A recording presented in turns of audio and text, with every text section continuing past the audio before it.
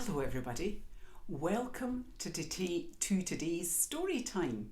It's Halloween this week and so I've got my Halloween hat and I've got a Halloween story about a witch and some cakes. And this story is called Anna's Cakes. I know there's some little girls called Anna that listen to story time, so this is a special story just for you. Are you sitting comfortably? Then I'll begin. It was a very wet, damp day. Anna could not play out in the garden, and it wasn't a day for nursery. Anna's mum thought it was the perfect day to bake some cakes. Together they looked through the recipe book, and when Anna saw the picture of fairy cakes, she said, "Oh, Mummy, can we bake those?"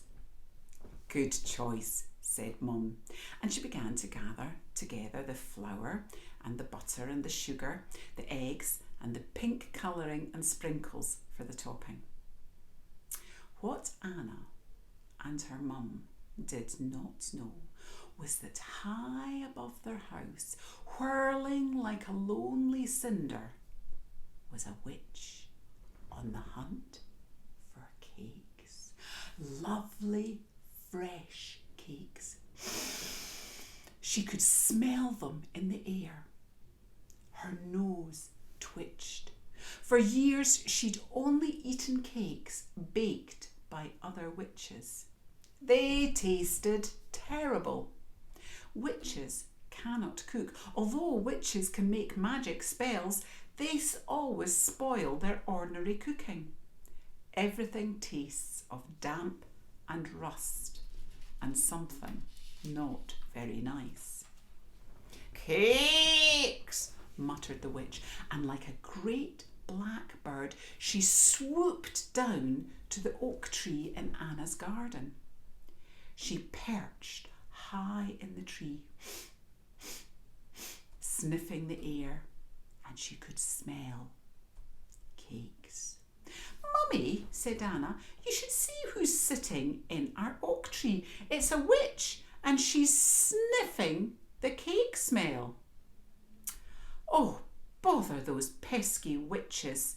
Just when we want a little bit of peace and quiet to bake some fairy cakes, a witch has to come along." "Do you think we can keep our cakes safe?" "Oh yes," said Anna, "but we must be careful. Witches are greedy and very, very sly." Well, just at that moment there came a knock at the front door. Anna went to the door and peeped through the glass. "Ah, good morning," said the witch, for yes, it was she who was knocking at the door. "I am a great cake expert and I am tasting cakes in your area. You could win a special award with your name on it if I approve the taste of your cakes. I will just come in and have a taste." The witch waited to be invited in. Anna did not invite her in. If you invite a witch in, she can stay as long as she likes. You might have her living in some cupboard forever. These cakes are fairy cakes, not witch cakes. And she left the witch standing in the porch. "I do like the way you said that," said Anna's mum, and she got on with stirring and mixing all the ingredients. Out in the garden, the witch was furious, but she could not come into the house.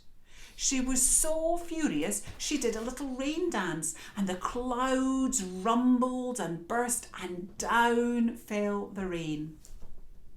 The witch pranced over the grass, twirling and swirling in a furious frenzy. She longed for fresh cakes. Her long thin nose twitched. She could smell fresh cakes. Her witch ears twitched. She could hear fresh cakes baking. But no one had invited her in, so she could not eat any fresh cakes. Anna's mum measured out and mixed as the first batch of fairy cakes cooked in the oven. Out in the garden, the witch stood under the oak tree. With a few magical gestures, she made a pink striped tent appear and a drum with pink striped beaters. "Roll up, she called as she played on the drum. "Great cake contest! Bring out your fresh cakes and win a magic egg beater." "I could do with a new egg beater," said Mum. "The magic has gone out of my old one." "Oh, don't you realise it's just the witch being sly?" said Anna. "Don't take any notice. You can't trust a witch to judge cakes. She'll just eat them and fly off laughing." "I suppose you're right, Anna," said her mum. Outside, the rain began to melt the witch's spell. The tent slipped down into a pink and white puddle. The drum faded, and the witch just stood there in the rain with water trickling over her wide witch's hat brim and down her long witch's nose. Anna and her mum began to put the cake mixture into the paper cake cases, pink ones, blue ones and yellow ones. They worked happily together while outside the hungry witch whinnied at the keyhole and squinnied through the windows. "Oh my goodness," said Anna's mum. "Now we're having thunder and lightning." "That's the witch's doing," said Anna. "She's cross with us for not letting her in, but her magic won't work where it's light and warm and smells of baking." "We'll put this tray of cakes in now," said Anna's mum. "These are mine," said Anna, and they slid them into the very top shelf of the oven. The smell of the baking got stronger and stronger and warmer and browner.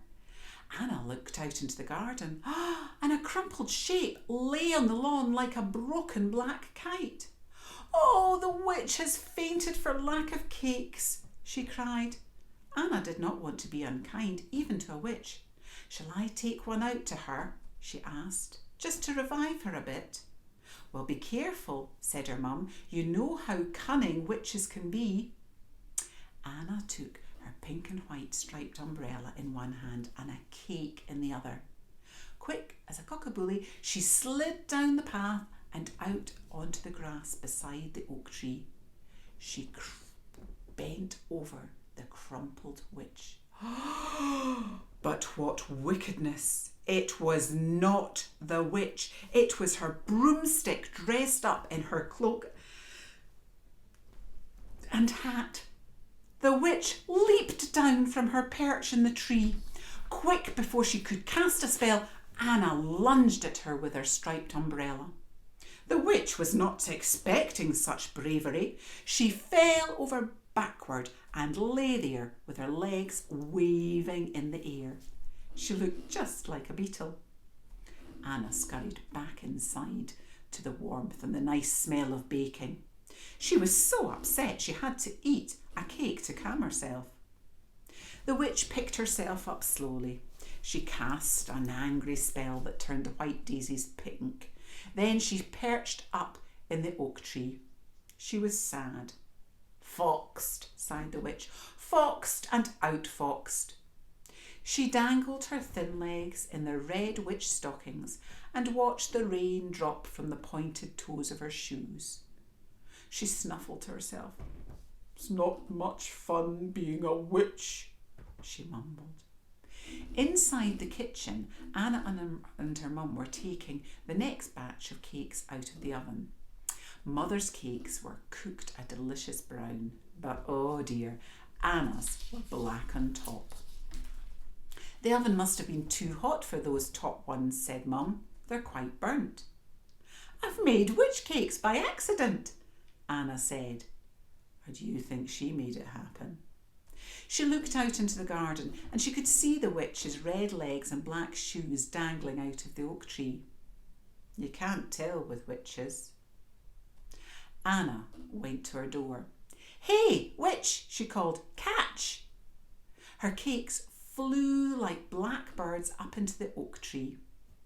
The witch caught them with skillful ease. Inside the house, Anna and her mum settled down to enjoy the cakes, a coffee for mum and a glass of milk for Anna. "We should wait until they've cooled properly," said Anna's mum, "but I like them warm." Outside, the witch sat in the oak tree and ate the cakes. She liked them burnt. She preferred them burnt. That is the way witches like cakes. When she'd eaten them, she felt much better. She felt sustained. "That girl is certainly a marvellous cook," she said to herself. She got out of the oak tree and picked up her broomstick. Did the rain dance backwards? The rain stopped. The clouds rolled back. Blue sky showed, and the sun came out. "Look at that," called Anna's mum. "A big blackbird just flew off our lawn." "That was the witch," said Anna. The witch shot up into the sky like a rocket of darkness, catching the storm just as it left. The sun shone, and Anna went out to play. I hope you've enjoyed the story of Anna's cakes. I'll be back next week for another story. I hope you can join me then. Happy Halloween, everybody. Happy Halloween.